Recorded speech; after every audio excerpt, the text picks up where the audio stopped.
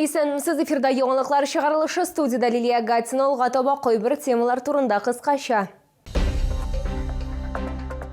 Зур йөк машиналарын парковкалау, исер килеш руль артына утыру, җәяүлеләрне бәрдерү мэрияда тагын нәрсәләр турында сүз барды. Төзекләндерү үткәрелгән заманча балалар майданчыгын онытканнар 17:03 йортында яшәүчеләр республика программасы эшләре белән канәгать түгел. Зур йөк машиналарын парковкалау, исер килеш руль артына утыру, җәяүлеләрне бәрдерү бу һәм башка темалар мэрияда каралды. Анда юл хәрәкәте иминлеге буенча комиссия узды. Быелның 6 аенда шәһәрдә зыян күрүчеләр белән 200-гә якын юл транспорт хәрәкәте теркәлгән. 5 кеше һәлак була, 250-гә якын кеше төрле дәрәҗәдәге тән җәрәхәтләре ала. Мэрияда тагын нәрсәләр турында сүз барды. Тулырак алдагы материалда.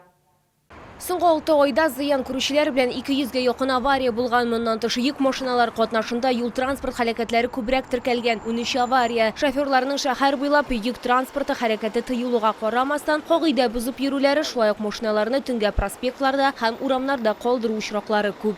Водитель обязан принять меры к устранению нарушений перечисленных правил перевозки, либо прекратить дальнейшее движение. Так, за 6 месяцев нашими сотрудниками привлечено 691 водитель за перевозку инертного груза без полога. На должностное лицо налагается штраф в размере 25 тысяч рублей, на юридическое до 300 тысяч рублей. Юл хәрәкәте иминлеге комиссиясендә каралган тагын бер тема пассажирларны йөртү. Дәүләт автоинспекциясе юл күзәтчелеге һәм башкарма комитет вәкилләре белән бергә 12 тапкыр рейдка чыккан. Автобус йөртүчеләр арасында 2000-нән артык кагыйдә бозу очрагы ачыкланган. Бу техник җитешсезлекләр дә кызыл утка чыгуда, техник карау булмау һәм башка төр җитешсезлекләр. 21 автобус на красный свет проехал, тоже ничего хорошего нет. Я помню, в Сюмбике автозаводске у нас были случаи, да, когда автобус на красный переворачивался в году 20-м, по-моему. 7 человек пострадало. Тоже там последствия не очень хорошие. Это нам тоже надо посмотреть, Слава Флёрович. Если есть такие, чтобы близко их не было за рулем пассажирского транспорта. Эшкә мигрантларны җәлеп итү проблемасында игътибарсыз калдырмадылар. Дәүләт автоинспекциясе башлыгы мондый машина йөртүчеләр җәмәгать транспорты руле артында булырга тиеш түгел дип кисәтә. Лилия Гатина, Ленар Султанов, яңалыклар.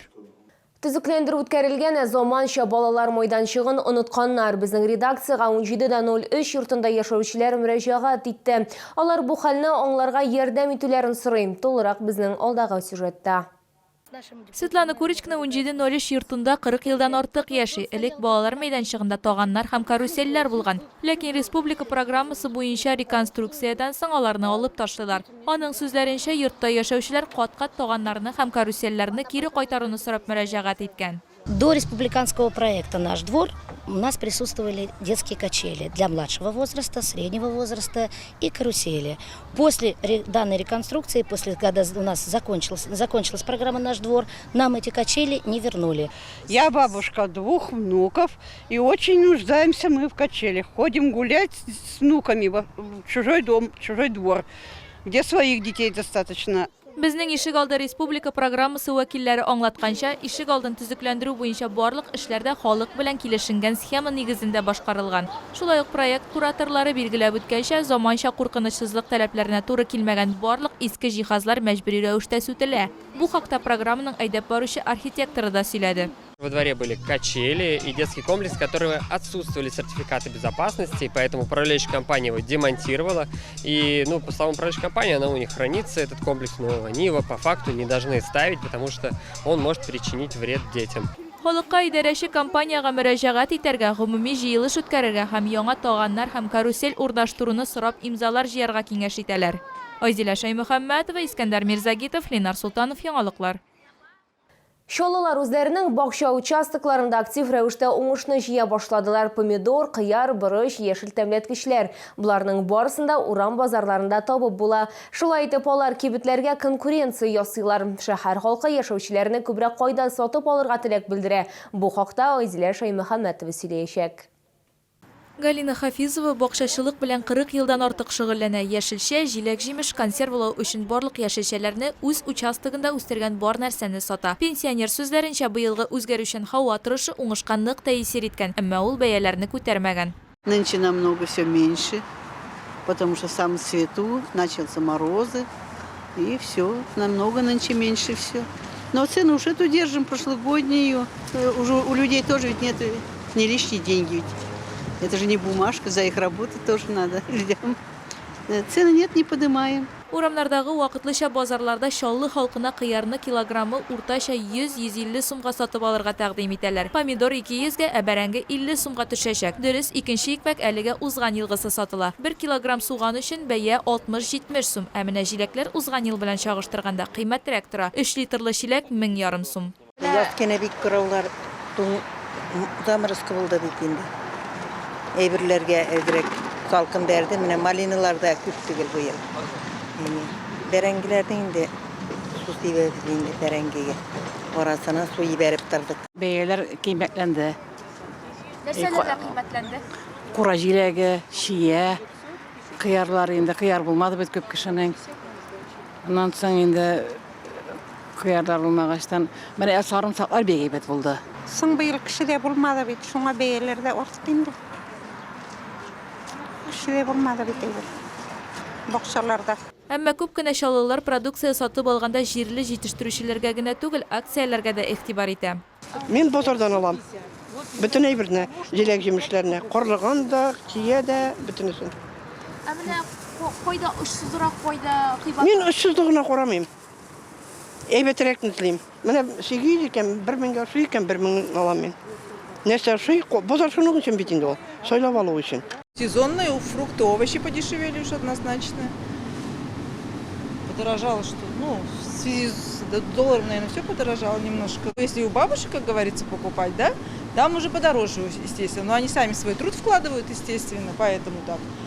Ну, иногда и берем и там, потому что там, как говорится, вкуснее все равно. Кибетләрдә бәрәңгенең килограммы уртача 35 сумга төшә, помидор һәм кыяр 100-гә якын. Татарстан стат мәгълүматлары буенча 3 июльдән 10 июльгә кадәр борщ җыелмасына кергән яшелчәләрнең күп өлеше арзанайган. Суган, кишер һәм чөгендер өчен уртача бәяләр төшкән. Айзилә Шаймөхәммәтова, Сергей Вильданов, Яңалыклар.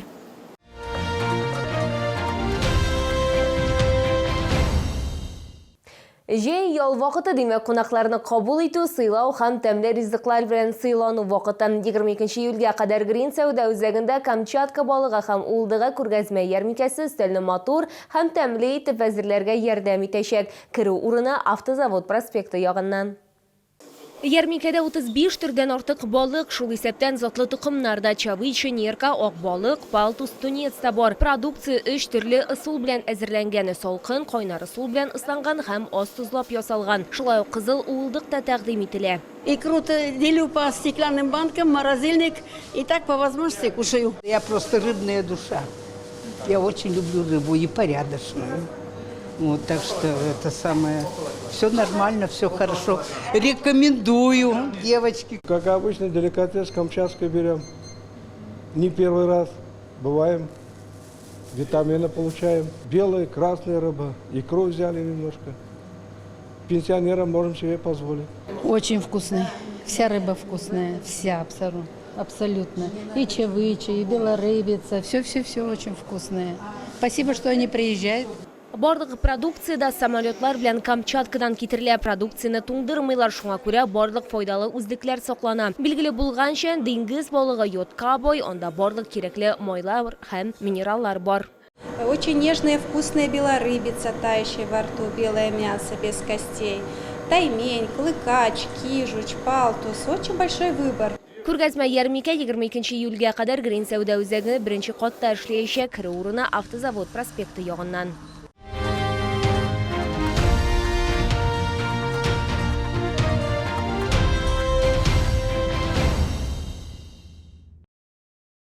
Бу сезгә җиткерәсе соңгы мәгълүматыбыз иде. Мин Лилия Гатин сезнең белән сау булашам һәм барчаларыгызга да яхшы яллар теләп калам.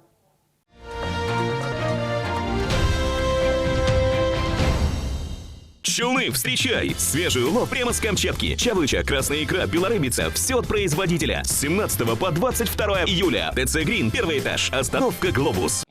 Путевки горят, а ехать не в чем. Порой очень быстро нужно что-то такое. В любой непонятной ситуации заходите на Казань-Экспресс.